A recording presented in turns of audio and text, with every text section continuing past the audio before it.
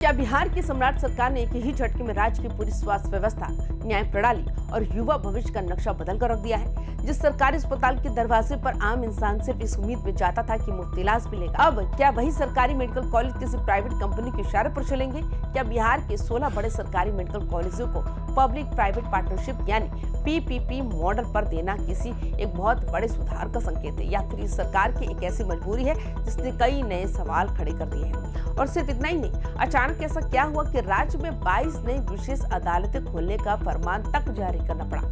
आखिर 198 नए पद रातों रात क्यों बनाए जा रहे हैं? क्या बिहार में SC/ST मामलों और नशे के सौदागरों के खिलाफ कोई बहुत बड़ा क्रैकडाउन होने जा रहा है, या फिर ये सियासी समीकरणों को साधने के लिए ये एक मास्टर स्ट्रोक फेंका गया है?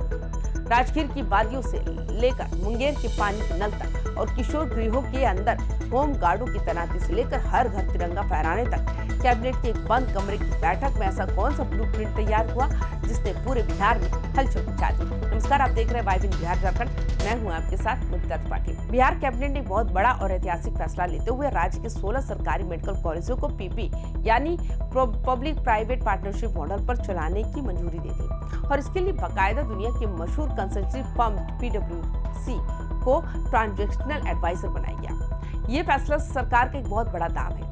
एक तरफ जहां सरकार सरकारी खजाने से मेडिकल कॉलेजों को चलाने का भारी आर्थिक बोझ कम करना चाहती है, वहीं दूसरी तरफ वो आने वाले चुनावों से पहले जनता को ये दिखाना चाहती है कि हम बिहार में विश्व स्तरीय स्वास्थ्य ढांचा खड़ा कर रहे हैं। लेकिन अगर ये PPP मॉडल जमीनी स्तर पर फीस बढ़ोतरी का कारण बना तो यही फैसला सरकार के लिए सबसे बड़ी गले की फांस भी बन सकता है। बिहार में पिछले काफी समय से दलित और पिछड़े वर्गों से जुड़े मामलों में न्याय मिलने की रफ्तार को लेकर कई सवाल उठते रहे। अदालतों में मुकदमों का अंबार लगा हुआ है और सालों साल तक पीड़ित चक्कर काटते रहे। 19 नई SC/ST अदालतें बनाकर सरकार ने एक साथ 2 निशाने साधे। पहला, अदालतों में पेंडिंग मामलों का तेजी से निपटारा होगा जिससे पीड़ितों को जल्द इंसाफ मिलेगा। दूसरा निशाना सीधा वोट बैंक पर है। दलित और वंचित समाज के बीच ये मजबूत संदेश देने की कोशिश की गई है कि मौजूदा सरकार उनके अधिकारों और सुरक्षा के प्रति पूरी तरह गंभीर है। वहीं दूसरी तरफ 3 नए NDPS कोर्स और 198 नए पदों की भर्ती ये साफ बताती है कि बिहार में शराबबंदी के बाद पनपे नशीले पदार्थों के काले कारोबार को ठप करने के लिए सरकार अब सख्त मूड में है। अब स्पेशल कोर्ट्स होंगी तो ड्रग माफियाओं की जमानत आसानी से नहीं होगी और उन्हें त्वरित सजा मिलेगी। इससे युवाओं के बीच बढ़ते नशे के नेटवर्क को तोड़ने में भी मदद मिलेगी। कैबिनेट ने नालंदा के ऐतिहासिक शहर राजगीर में एक हाईटेक स्पोर्ट्स साइंस सेंटर बनाने के प्रस्ताव पर भी मुहर लगाई है। इस सेंटर में बिहार के एथलीटों और खिलाड़ियों को वैज्ञानिक तरीकों से ट्रेनिंग दी जाएगी। खेल के दौरान लगने वाली चोटों का आधुनिक इलाज होगा।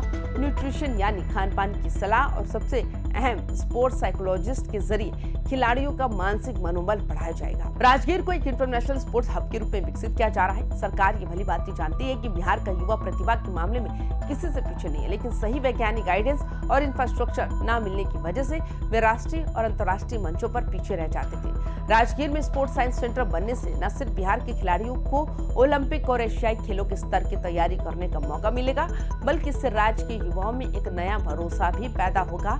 उनका भविष्य अब सिर्फ सरकारी नौकरियों की तैयारी तक सीमित नहीं है। इसी के साथ सामाजिक सुरक्षा से जुड़ा एक और कड़ा फैसला लिया गया। जुवेनाइल जस्टिस एक्ट के तहत चलने वाले बिहार के तमाम किशोर गृहों यानी रिमांड होम में सुरक्षा व्यवस्था को कड़ा करने के लिए 330 होमगार्ड जवानों की स्थायी तैनाती को मंजूरी दी गई। इसके लिए हर साल सरकारी खजाने से 14 करोड़ रुपए खर्च किए जाएंगे। अक्सर ये देखा जाता था कि किशोर गृहों के अंदर बाल बंदियों के बीच आपसी गुटबाजी, हिंसा और भागने की घटनाएं सामने आती थी, जिससे सरकार की भारी फसीहत भी होती थी। होमगार्डों की तैनाती से जहां सुरक्षा सख्त होगी, वहीं रिमांड होम के अंदर अनुशासन बनाए रखना आसान होगा। हर घर तिरंगा, शुद्ध पेयजल और शिक्षा का विस्तार चौथा और सबसे महत्वपूर्ण ब्लॉक है ये। आम जनता के बुनियादी हक और देशभक्ति के महाअभियान से जुड़ा हुआ बिहार सरकार ने फैसला किया है कि साल 2026 में पूरे राज्य में हर घर तिरंगा अभियान को बड़े पैमाने पर चलाया जाएगा। इसके लिए बाकायदा 6 करोड़ रुपए का बजट स्वीकृत किया गया है। राज्य भर में देशभक्ति से जुड़े सांस्कृतिक, सामाजिक और जागरूकता कार्यक्रम आयोजित किए जाएंगे।